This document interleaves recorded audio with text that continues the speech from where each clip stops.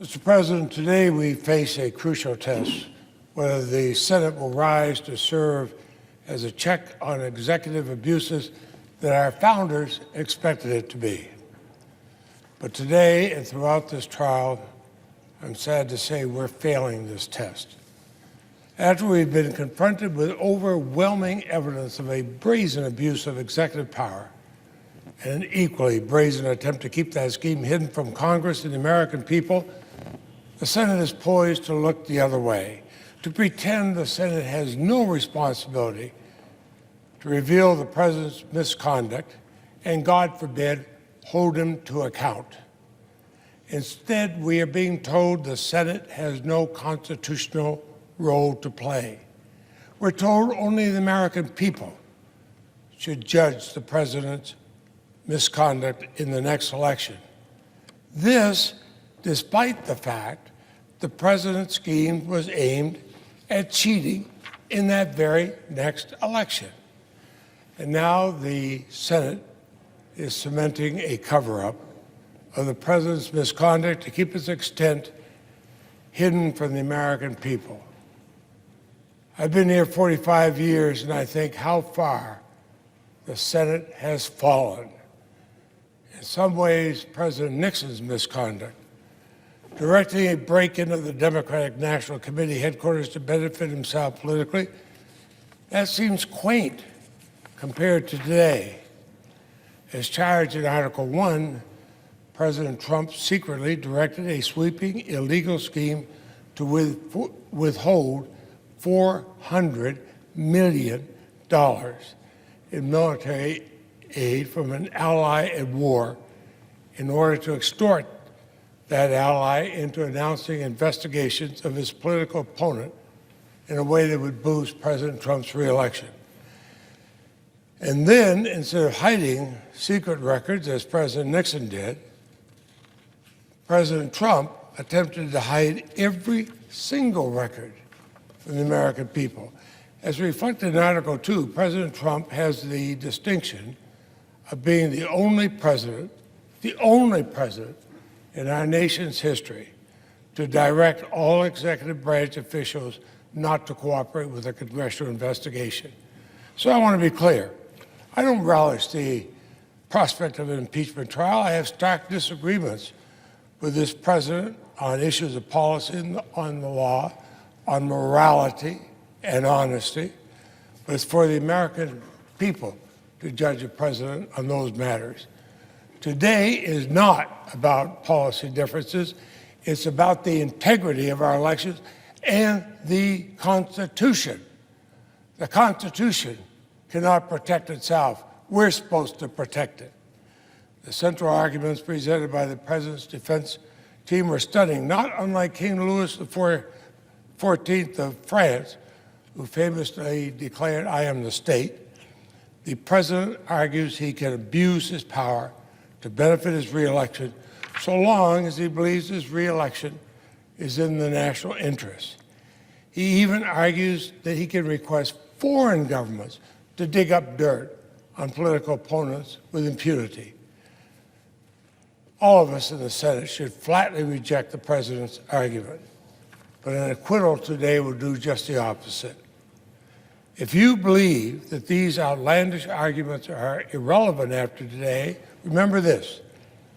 The president's counsel's claim that abuse of power is not impeachable is largely and mistakenly based on the arguments of another counsel, Justice Benjamin Curtis, defending another president, President Johnson. That was 150 years ago. An acquittal today, despite the overwhelming evidence of guilt and following a sham of a trial, may fundamentally distort our systems and checks and balances for another 150 years. And what a sham trial it was. The fact that this body would not call a uniquely critical witness, John Bolton, or any other one, is beyond outrageous. And why? Is it because testimony detailing this corrupt scheme, no matter how damning, would not alter the majority leader's preordained acquittal?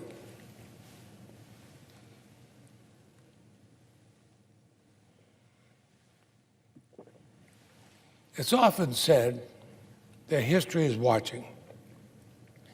And I expect that's true, but this moment we're not merely witnesses to history, we're writing it. And let me describe the dark chapters we're inscribing in the story of our republic today. In his farewell address, George Washington warned us that foreign influence is one of the most baneful foes of Republican government. Yet as a candidate, President Trump famously requested our foreign foe, Russia, to hack his political opponent's emails. And hours later, of course, Russia did. And literally the day after that saga finally came to a close, the president asked the Ukrainian president for, quote, a favor. He has since publicly repeated his request for Ukraine to interfere in our election. He made the same request to China. If we acquit President Trump today, what will he do tomorrow? Well, two things I'm confident of. President Trump's willingness to abuse his office, his eagerness to exploit foreign interference in our elections will only grow, and Congress's capacity to do anything about it will be crippled.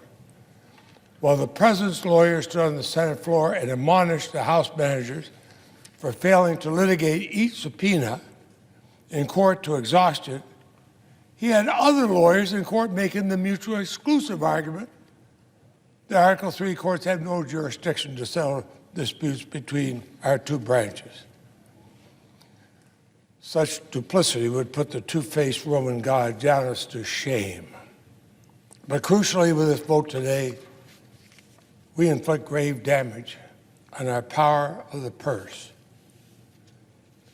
I see the chairman of the Appropriations Committee on the floor. I'm the vice chairman of Appropriations, and members of this committee are the guardians of this body's power of the purse, granted exclusively to Congress by the founders to counter all the overgrown prerogatives of the other branches.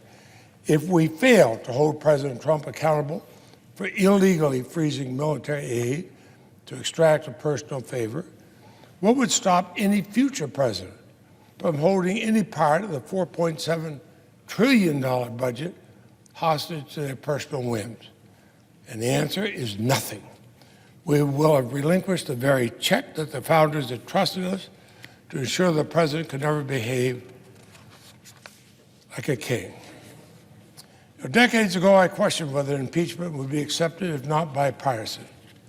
But the argument, the other side has revealed itself to be painfully flawed.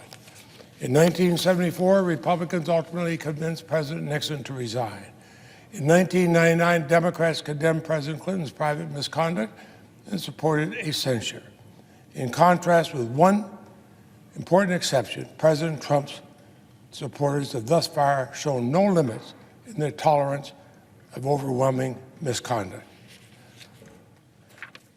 Before I close, I want to thank the brave individuals who shared their testimony with the House and American people. Each witness stepped forward despite knowing the disgraceful attacks they would endure, and we owe them our appreciation. They actually give us hope for tomorrow, but today's a dark day. And what frightens me most is this. We are currently on a dangerous road. No one knows where that road is going to take us. The notion that the president has learned his lesson is farcical.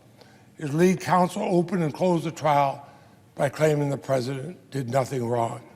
The president described his actions as perfect.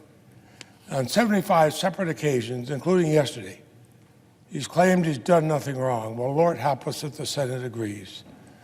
Because the only lesson the president has learned from this trial is how easily he can get away with egregious, illegal misconduct. The Senate does not recognize the gravity of President Trump's violation of the public trust, as Hamilton defined an impeachable offense, and vote to hold him accountable. We've only seen a preview of what will come: foreign interference in our elections, total noncompliance with congressional oversight, disregard of our constitutional power of the purse, open, flagrant corruption. That's the tragic result of the Senate failing in its constitutional duty. We'll leave President Trump sacred and inviolable, and with no constitutional tribunal to which he's amenable, no punishment to which he can be subjected without involving the crises of a national revolution. I quote Hamilton. And as Hamilton warned, that would not be a president, that would be a king. I'm proud to live in a country that likes presidents, not kings. And I, for one, will not merely get over it. President Trump directed the most impeachable, corrupt scheme by any president in this country's history. To protect our republic, to safeguard our system of checks and balances, my oath, which I take seriously, compels me to hold the President of the United States accountable.